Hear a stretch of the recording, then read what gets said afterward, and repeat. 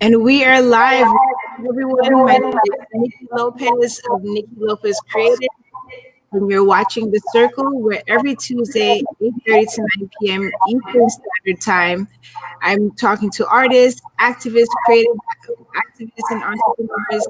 And today I have a very special guest. We have today Chastity Pascoe. Thank you for joining us. Thank you for having me. Yeah, so we have a little bit of feedback that comes up sometimes, so hopefully it'll go away. But we're just gonna dig right in. So Chastity is an artist. She's a writer and a designer, and I'm gonna just read really briefly from her bio. Born in Bridgeport, Connecticut, Chastity Pascoe is an artist based in South Florida. Her work discusses the collective narratives and shared experience of the African diaspora. In 2017, she received a BFA in studio art with a concentration in sculpture from Florida Atlantic University. She was a recipient of an FAU Office of Undergraduate Research and Inquiry grant and was also awarded the Friedland Project Grant for studio art. Her work is currently on view with the What's Your Elephant exhibition, Safer at Home at the 1310 Gallery, and we've got A Bright Place at Girls Club. So welcome. It's great to have you on here. Thank you for having me. I appreciate it. Yes, absolutely. So let's diving right in. How did you start where was your introduction to your creative journey? Where did it start? So my creative journey, we could actually get right into the slides. So I sort of think of it as getting the art itch. Okay. So I started out at the graphic design program at FAU. And I don't even know really how I ended up there. It's one of those things where I just bounced major to major and just ended up on the most creative thing that I thought I could also make money doing. And so it's required that you take studio art courses in the program, like a lot of graphic design courses. And I got into the 3D design class and sort of just realized like, oh, like I'm in trouble. Like I'm super interested in this thing that at the time, and even now, honestly, I struggle with understanding as something that I could make a sustainable living off of. And so for me, there was a struggle for a few years to fully accept that I was going to call myself an artist and that I'd work as an artist as full-time as possible. Awesome. And so I put up, so I know you have some slides going on, so I put it up on the screen. So you want to jump into that? Yeah, so Pressure, this is the last work that I made in that 3D design course. I don't fully remember why it is that I was making a work titled this, what specifically it's about. I just recall it being very pivotal for me in the course. It was like once I'd reached the end, I was so fully invested in trying to get some sort of message across. So at the time, it was just a very important step for me in understanding that I am an artist. Wow. And I'm going to just take a moment because we have a couple of people online. Thank you all. We're live streaming right now from Facebook under Niki Lopez Creative, Outclick Magazine, as well as YouTube and Periscope. So we have Abdul saying, hi, Nicole. Oh, still thank you. And we have Dee saying greetings. So if you have questions, comments for Chastity, please feel free to drop it into the comments and we'll get through them. So yeah, head it over back to you. So after recognizing that I was in trouble, this was at the end, this was in summer of 2015. I ended up traveling to Atlanta to visit a cousin of mine that lives out there.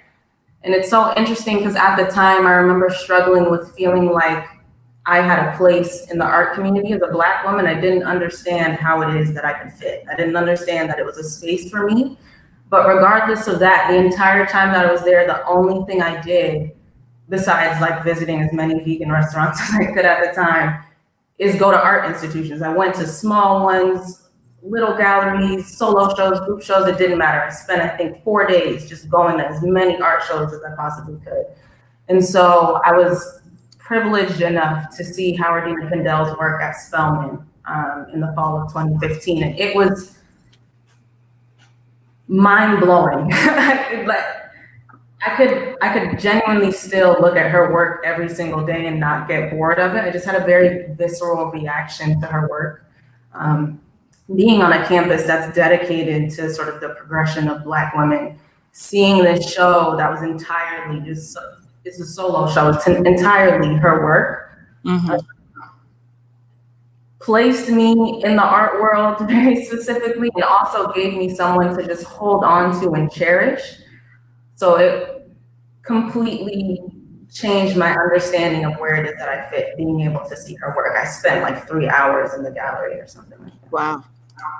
Yeah. That's amazing. So after seeing that work, I still had additional studio art courses that I was going to take. I still hadn't decided that I was going to get an art degree, but I still had more courses I needed to take. And so I made this terrible attempt at the time in 2016 to try to understand sort of what her process was, what it is that she was going through at the time where she moved. I remember making this and taking just hours to like shift it together as someone that wasn't visually inclined at the time, at least, or I didn't think I was. It was very bizarre for me getting into a zone. I didn't understand it prior to making this. And I remember putting it up in my entire class, and the professor, bless her heart, she was like, what is this? Like, I remember everyone just standing there staring at it like, what in the hell did you just make? It was a cast making project, and this is not a cast by any stretch of the imagination. So this was also me pushing back, I guess, at academia at the time, because I reached the point where I would just read the project assignments and be like, I'm not doing a traditional version of whatever it is that you're asking me for here. So the flexibility that I was allowed within the program, I think, was another thing that made me recognize art as something that's super important for me, because I had access to a flexibility I didn't feel like I had access to anywhere else. I think it's really great that you were able to do that, because I think, at least for me, when I was like searching, you know, they have all these boxes for you to fit in as artists versus giving you the creative space. I mean, the tools are great, but there's still a lot of, especially in academia, like they want to have you in these certain boxes, and you have to really kind of push and advocate for your own creativity. Yes, agreed. I was lucky enough, my professor at the time, Julie Ann Ward, she came from a conceptual background, so conceptual sculpture sort of encompasses just anything, essentially. And so a question that I get asked often is what my preferred medium is. And so for me, the only medium that I can fully sort of cling on to and hold on to is space, because as a sculptural artist, and as I learned in the program, and as I sort of just live and embody now as I'm making my work, I think space is what it is that I'm always trying to work with and shift, which is very not concrete, but it's the only thing that I can like cling on to and feel very comfortable. And it just makes sense to me. So following all of that, trying to figure out who I was within the art world, I sort of started to combine my love for writing and design. And so at the time when I was in the program, I was also working at the university galleries at FAU.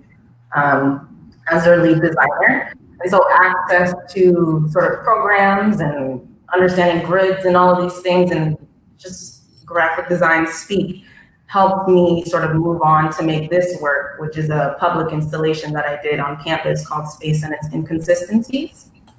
And so it's 3 lines of prose, and that's cut vinyl that I installed onto sort of these different dividers within the campus.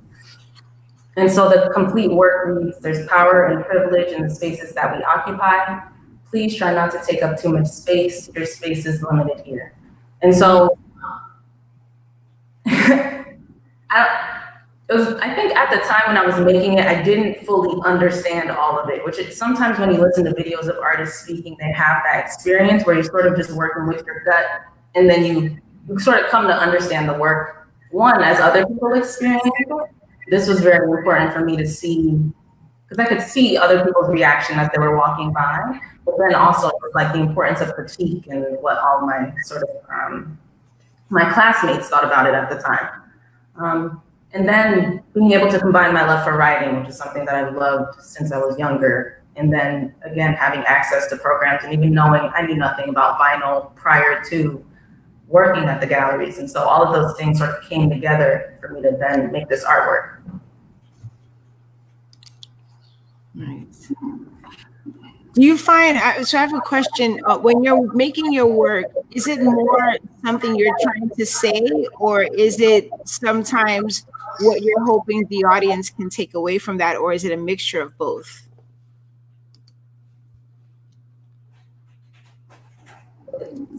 I think this is a selfish answer, but for me, it's more about something that I want to say. Mm-hmm. Okay. It's very self-involved. I'm going to sort of contradict myself later on in the presentation, but it's usually that I have something that I want to say that I'm trying to convey. And then obviously I think about what it is that viewers are going to sort of respond to with my work, because otherwise, why the hell am I making it? I'm not considering other people, but it's usually about me and what it is. Okay.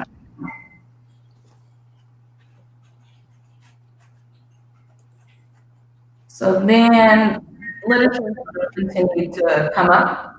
So this is a work that came afterward called The Work They've Done and the Work That's Left to Do.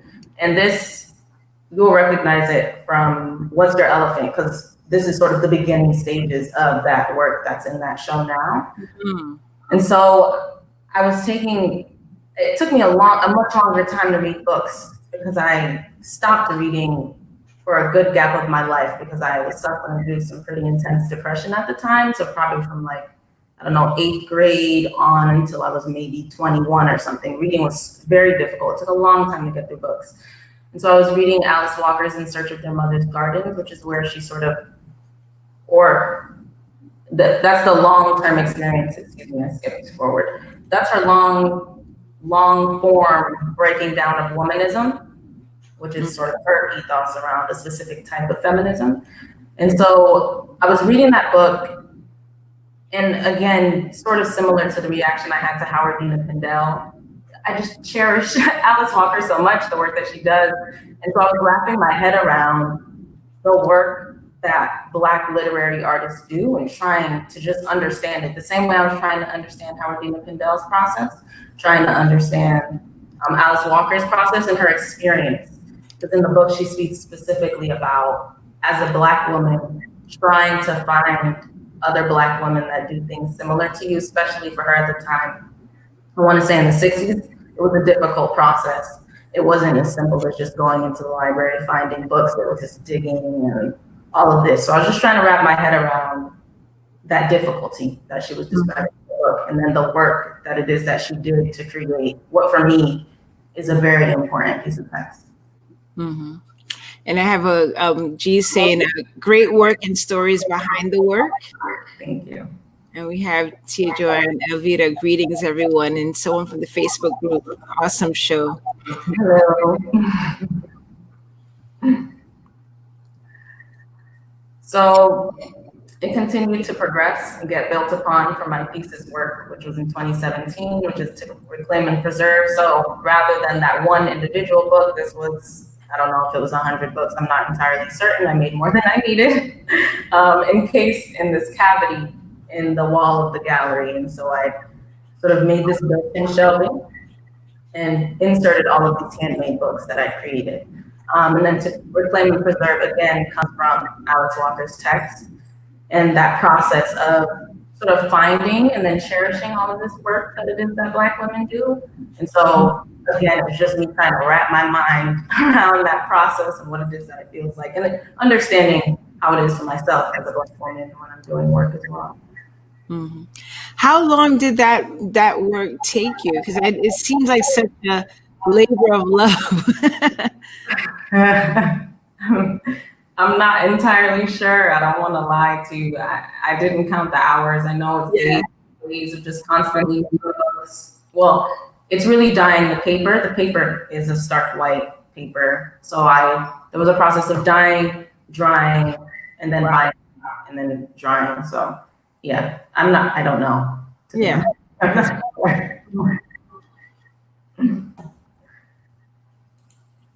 So then now, the final iteration of it. So to reclaim and preserve is a site-specific installation. So it changes depending on the space that it's in. I've been lucky enough to show it a variety of times. And so this is the work that's in What's Your Elephant right now. And so rather than being that entirety of shelves, it's just one shelf with the same meaning behind it, but because it's sitting in a different space surrounded by different works, it looks different. Mm-hmm.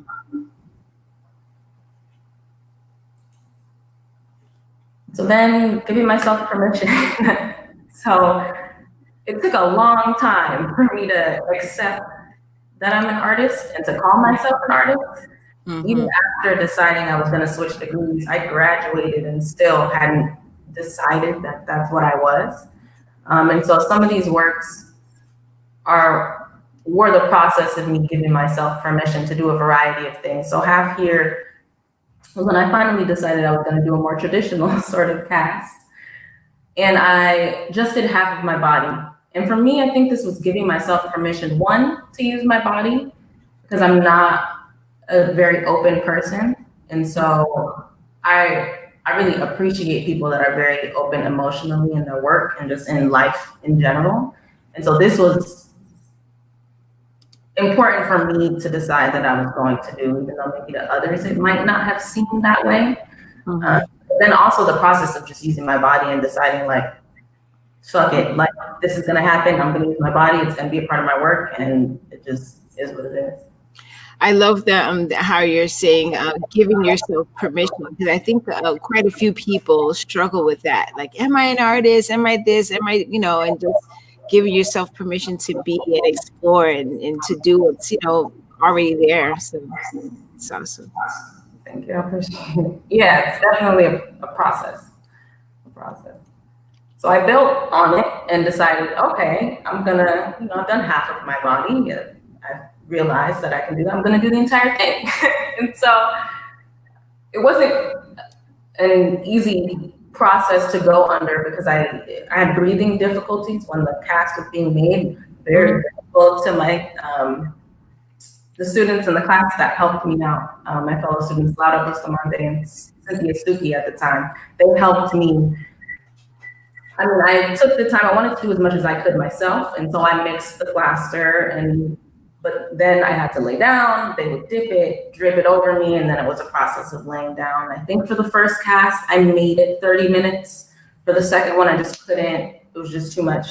So then I decided it was probably like a 15-minute process. And it was bizarre. I remember it being like this birthing thing, because there were two studio tables sandwiched together, and I was sort of in this crevice. And so for me to get out of the cast, we had to separate the tables, and then I fell out of it. And it was, I'm in this fetal position for like a half an hour. And I pop out and I'm like, my God, like this is so it's very bizarre. It's something I want to go back to later, definitely. And can you talk a little bit about this piece? Because I've seen it somewhere and it's saying together, but they're actually not physically together. Can you talk a little bit about the work itself?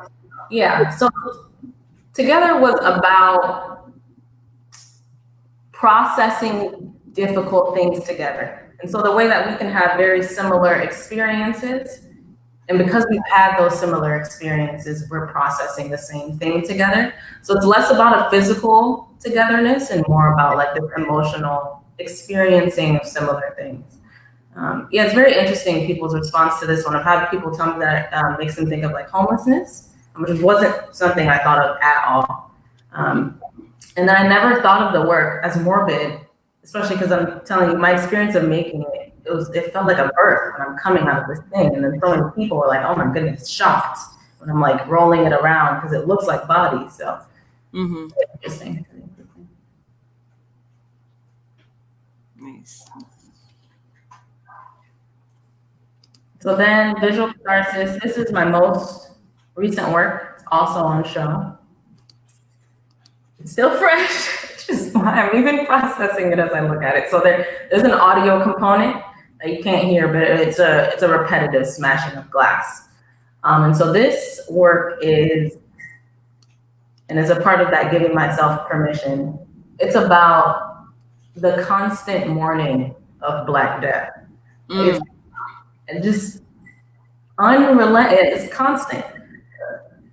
And for me, I don't only think about like the names that come up in the news. I'm constantly thinking about the fact that there's just so many more people that we'll never hear about. And so it feels like this just not roller coaster, just a cycle of the same exact thing over and over again. And so this work is just me trying to wrap my head around like with this constant mourning and trying to like hold space for the dead, but also like hold space for Black life, because we're not only like these terrible morbid things. Morbid is not the right word. But these terrible violent things that happen to us. We're so many other things, but this constant like weight, especially with it coming into like the public conversation lately. It's a casual thing for people to ask you like what your response is to stuff. It's like I don't like really want to talk about that in the middle of my work day. So this is me trying to process that fuckery. So. We have a couple of comments. We have Sylvia saying hello and guess Chastity. And we have artist T-Pop watching from YouTube. She said, love this piece. Lots of substance. Thank you. And then we also have clay artist Cheryl Brown saying, great work, Chastity. Thank you. So can we, because I know you said you talked about these conceptual sculptures, conceptual art. And I know sometimes people have challenges, except, like with conceptual art. How do you ever like try to explain that to people, or how do you explain that to people so they're able to appreciate conceptual work? Can I be honest with you? So this thing would always come up about like trusting your viewer. And so I will admit, a terrible trust in my viewer for things that are new. So this was a brand new thing that I was putting up. I was petrified. I was like, people are gonna be like, what the fuck? Like this is, did you hand blow the glass? Like, did you mix the wax? But I haven't gotten those questions. So I don't know if people just aren't saying it, or when they're saying it, I'm not there. I even was working on the audio, and my father was in my kitchen, my studio, to open floor plan. My father was in the kitchen. I played the audio for him because I was trying to make it sound a very specific way. So I asked him, like, what do you think of this audio compared to this audio? Like, how angry does it sound, etc. And he just answered me. And I had all of the angst around it. I was thinking, he's gonna be like, what the hell are you working on? Like, is that none of it. So I think trusting your viewer is like a blanket thing that artists should try to do. And I think sometimes, I'm sure those people are there that say, and I just don't hear it. A part of me thinks it's not my problem. It's one of those things where like what people think about you isn't your problem. But also, I'm happy to speak about my work with anyone that would ask me about it. So for me, it would just be to explain it. But I wouldn't be trying to validate conceptual art to them. I don't feel like that's my job. Yeah. It would just be explaining what the work is, and then they carry away whatever it is that they carry away. Is really nothing I could do about it. We have a question from the Facebook group. Would you say the work and process are cathartic for you? Absolutely. 100,000%. They can feel very trying. Especially in the thought process of them. A lot of times conceptual artists will speak about what the percentage is that you spend thinking about the work and then the time you spend creating it. I really like process, like the process of creating those books is very process oriented, takes a long time. I enjoy that. But I just spend so much time thinking about shit. Like I was lugging these glasses around from apartment to apartment. I had them for like 3 years before I finally did it. So it is cathartic, but there's like a build up to it, which probably makes the catharsis even more sweet, honestly.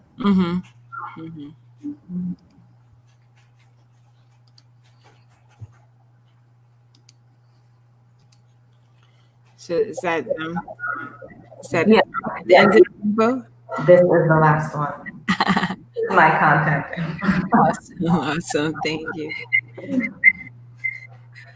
So I know, and I know we touched on it a little bit. What are some of the things that you hope the viewer may take away from your work? Or do you hope the viewer to take it, do you have an expectation of the viewer to take anything away from the work? For me personally, the viewer I'm most concerned about is always just Black folks. Or what it is that they specifically take away from my work. I was so touched, like almost moved to tears from what it is that I heard a couple of people had said about visual catharsis. What a couple of Black folks had said about it. That for me was most important. I don't ever want them necessarily to feel a specific thing. But or maybe just seen. I don't know if it's maybe seen is what it is that I want them to feel when they see my work. But I'm always not even most only concerned with Black viewers, to be honest. Everyone else, they get things. I know that they do because they feel me. However, it's not my concern. Yeah, I think I saw. Was it Alice Walker?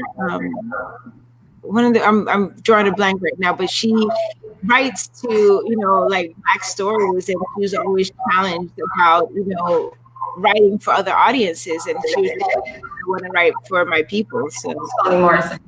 Yeah, Toni Morrison. Yeah, I'm drawing a blank, but I think it's really great because a lot of times with art and media, sometimes you don't get that. So I think it makes Toni's work, your work, extra special, that it is specifically for the Black viewer to really kind of get that connection. So because not everyone makes things specifically for that, so I think that's really great that you're doing that type of intentions behind your work.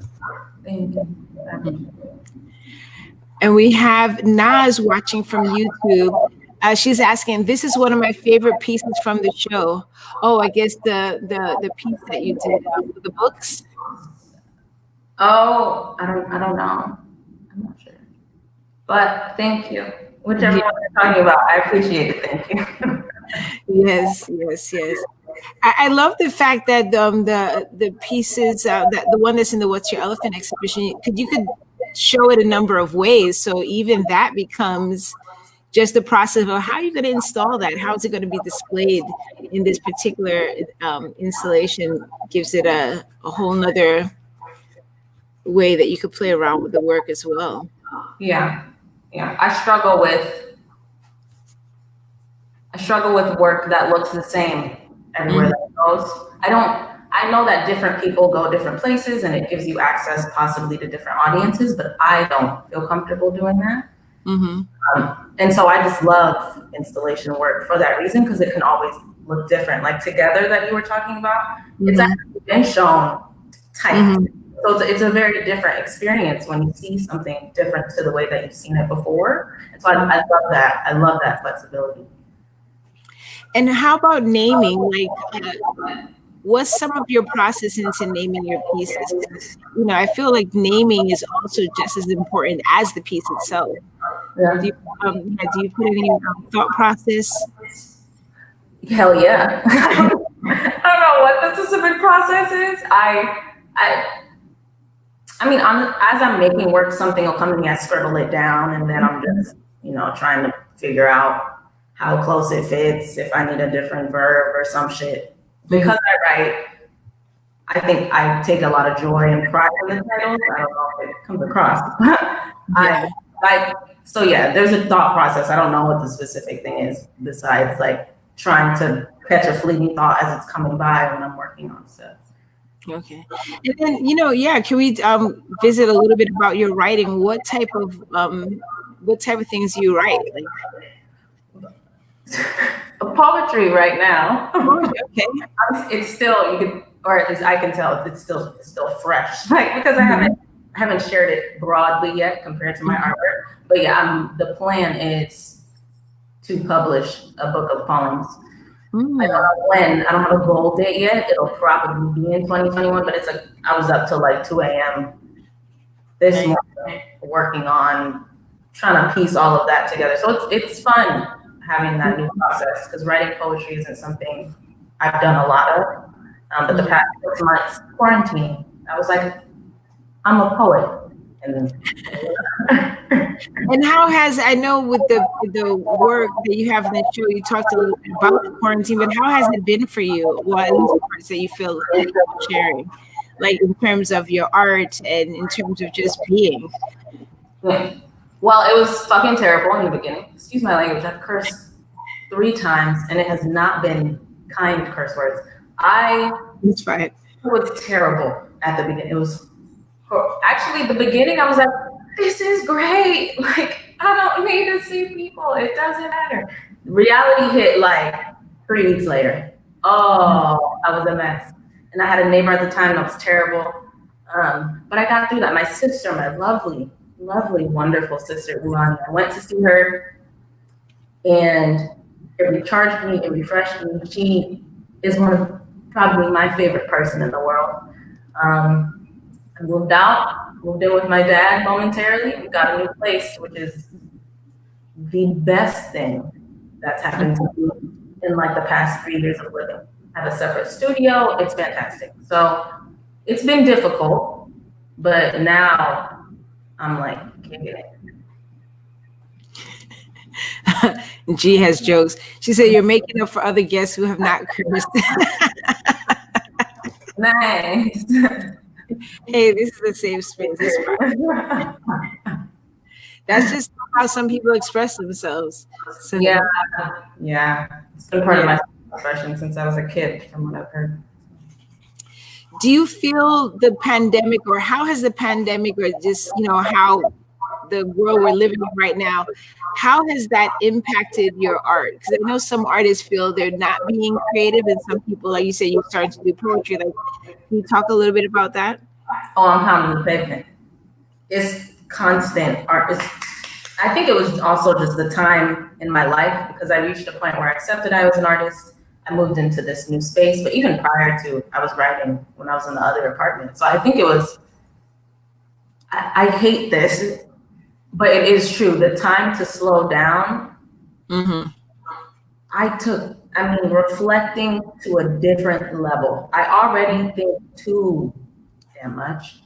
And then like quarantine hit, and I was like at the park, like, oh my God, everything's amazing. And then like 2 hours later, I was a mess. So it's giving me so much time to process so many different things that now I can't do anything else except like write all the time.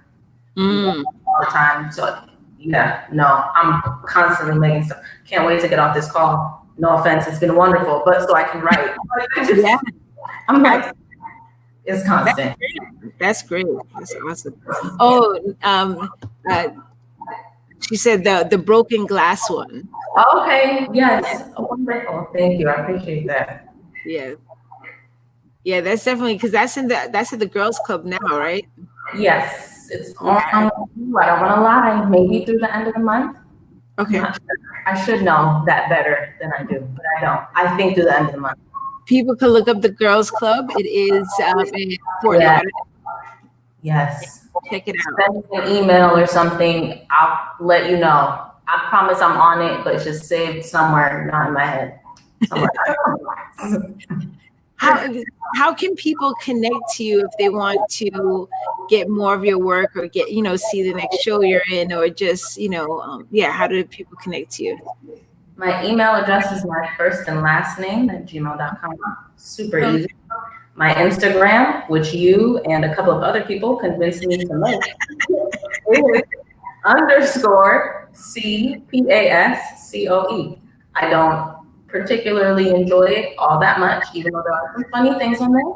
But you can hit me up on Instagram or via email. Oh, we have someone from the Facebook group showing the address, 723 Northeast 2nd Avenue, Fort Lauderdale.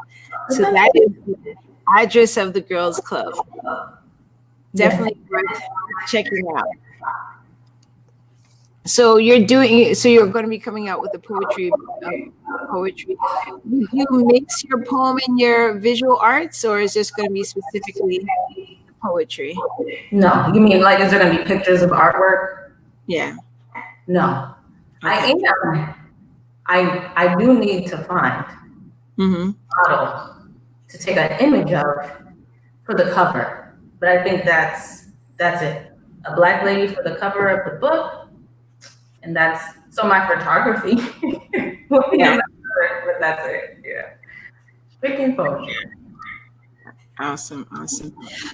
So what's next? So yeah, so after the poetry, I know you're working on poetry. Are you working on any new pieces, any new work? Yes, I've got some bizarre candle string things right over here that I also would love to touch at the end of this call that I'm working on. I don't know what I'm doing at all with it. I don't, but it's happening. So that's taking place. We'll find out soon enough. I'll put it on my Instagram. Awesome. If you had access to a time machine, where would you go? Past or present, and why? Oh, I'm so upset that this was my actual answer, but I like giving my real answer. Past, because I want to go to Freaknik in Atlanta. Super easy. That's what I want. Past, straight to Freaknik. I don't want any other bullshit. I'm going past specifically to the days that Freaknik took place. I don't know what the best one was. I want to go to that one, and I want to go to all of those days. I want to be there for that entire experience. I've heard so many answers. That is definitely a unique answer I would never expect. Really? Yeah. You want to go to Freaknik? I guess, yeah. Do you see the joy on my face? I genuinely, that's where I would go. Instantly pop into my head, and it's very accurate. Ask me again in like 3 weeks, it's probably gonna be the same thing. Please stop. Someone on Facebook group said, "What type of updo would you have?" Oh, what I have? Oh, I don't know if I could pull off the like. They're not that very like crispy. You know what I'm talking about? Flat iron. My mama had it, so I would do that, but maybe not too high. I would do one of the lower ones. A lower. It would be cute. Yeah, girl. Someone's asking, it's a very interesting answer. Would you rock gold teeth? I feel like you're fucking with me, whoever that is. I'm getting canine soon, so hit me up on Instagram. I'll put a picture on it. They're coming. It's on the way. Gold teeth. That's already happening. Doesn't need to be Freaknik. They're coming. Oh, Cowla said Freaknik was very hetero. Okay, you think it was very hetero, but you already know that there was some stuff happening. Nobody could. Well, I guess her people were probably there, but Atlanta's never very hetero, so I'm just. Atlanta.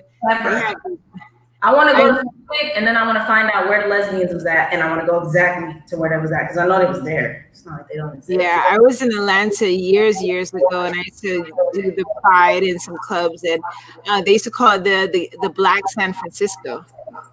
Right. Fuck San Francisco. No offense. Damn. More cussing. I don't want to go to San Francisco. I want to go to Atlanta. That's Taina in the Facebook group. I know. And G said, I was in college in those days. I made it to Howard homecoming, but no Freaknik. Oh, okay. I mean, that's cute. It's not Freaknik though, so that's not. Yeah, I missed that whole thing. I've heard about it. So awesome. That's very interesting. Carla says autocorrect. Oh, because the misspelling of the Freaknik. Oh, okay. Yes. So do you do anything like what do you do? Some people use art as a way of relaxing or just unwinding. Do you have anything outside of art that you do, or is art your go-to? I don't find it relaxing. It's super enjoyable. Like, don't get I'm passionate about it's great. I'll stay up and do it. It's not relaxing. I'm literally like depriving myself of sleep. So it's not relaxing at all. I do yoga, meditation, exercise, that kind of stuff. Ooh, beach, the park. Actually, the park is my shit. The park. Like reading at the park is relaxing. Artwork is not relaxing at all. And neither is writing. That shit is terrible. It's not relaxing. Yeah. It's always interesting because some people go to art, especially during the pandemic, right? I think that people don't really recognize that they're leaning so heavily into the arts. But then it's always kind of interesting for the artist, do we lean into the arts as well, or is it something else, that we're leaning into? Yeah. Yeah. Absolutely. So let me go and see, make sure I didn't miss any comments. So yeah, so this has been wonderful, Chastity. I'm glad you're finally able to get onto the circle and share some of your art and get to know you a little bit more. Interesting that you want to go to Freaknik. I think I got to process that. Where else would you want to go? The thing is, like, okay, do I actually think the future is going to be good? Like, is that what we're thinking? No, I don't think so. So I'm going to go in the back, but I can't go that far because it was also fucking terrible. And I know, like, I just want to see Black people, and I know there's mad Black people at Freaknik. So, like, there it is. That's it. Absolutely. So I'm going to pop up your Instagram. So I put it in the comments, but if you want to connect to Chastity and see more of her work at some point. It's not there right now. It's not there, but it's coming. Hey, there was one artist, I always mess up his name. But he has one image on Instagram. He takes that down. Right now, he has no image. I just saw the name like last night. It's Childish Gambino. How did you forget it already? Childish Gambino, yes. So he has an Instagram, millions of followers. He either has one or no images on there, and people still follow him. So if you want to get that one image, go to _C Pascoe to see more of Chastity's work. We have, we do have, I guess, so what about the future? What about it? I don't know. Send me an email. We could talk about it. I just don't feel like the future is going to be that fantastic. However, Angela Davis has said that I'm supposed to hope. And I have been doing some organizing lately with Black Lives Matter Alliance Broward. Email me about that. If you're in Broward County, email me about Black Lives Matter Alliance Broward. We'd love to have you organize with us. The future is very important, and I'm hopeful. But my honest gut answer was Freaknik, so I can't lie. Hey, T-Pop said awesome, and we have Dylan saying finger waves. She's talking about the all the terminology. That's what it's called. My mother had them. I would do the same. Carry on the legacy. Absolutely. So, guys, we're wrapping up. We went a little over, but I'm so happy that everybody stayed along, and thank you all for all the comments and questions and the jokes. It's great. If you want to read Chastity's work, we have What's Your Elephant Safer at Home exhibition. It is on view at the 1310 Gallery. Even though things are opening up, we're still in a pandemic, so it's you have to, email me, either myself or the other co-curator, Kaula, and you can schedule a tour. 1310 Gallery is downtown Fort Lauderdale in Broward County. We also, if you're on Facebook, you could go and look up. We had 2 artist talks, which Chastity was on one of them, and the artists talked about their work. So all of the work in this exhibition was around, emotions, issues, and things that are on the rise due to the pandemic. If you go to elephant.org in the event section, you could find all of those links to the events and the virtual conversations. We have Jess saying, I met you at book club. Jess North. Ooh, boo. Which book club? Send me an email. Instagram. Which book club? Are they talking to you, Niki, or me? No, she's saying you. I've known Jess for a number of years. We met through Drag It Out, but yeah, she's saying she met you at book club.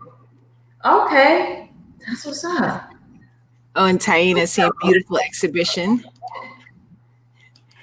And Kaula said, this was a surprisingly fun talk.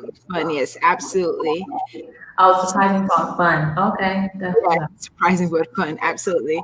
So, yes, if you want to find out more about the exhibition, it's going to be up until November 6th. This exhibition was up for like 3 months. So, it's giving people enough time to come through and do a private tour with your mask. We appreciate that.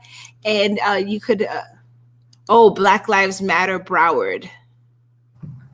Yes, Jen. That's what's up. Email Yes. me still though, because we're supposed to do one-on-ones, etc. And I haven't heard from you since then. So email me. Absolutely. So, and also, if you, we have Chastity's Instagram on the comments. If you want to find out more about Chastity, if you want to find out more about What's Your Elephant, this program is brought to you by Niki Lopez Creative, as well as What's Your Elephant. What's Your Elephant is a movement that creates safe spaces and use the arts to talk about everything unspoken. So if you go to what'syourelephant.org, you could get more information, you could support, you could buy a t-shirt, you could find out the next exhibition or workshop. We'd love to have you out there. We do have a comment. Oh, she's saying, hey. So, Chastity, thanks again so much for being here. We will be back here Tuesday, next week, Tuesday at 8:30. And thank you so much. Enjoy the rest of your evening. Good night, everybody. Thank you for coming. I appreciate it. And thank you, Nikki. I appreciate it. Yes, absolutely. You're welcome. Good night.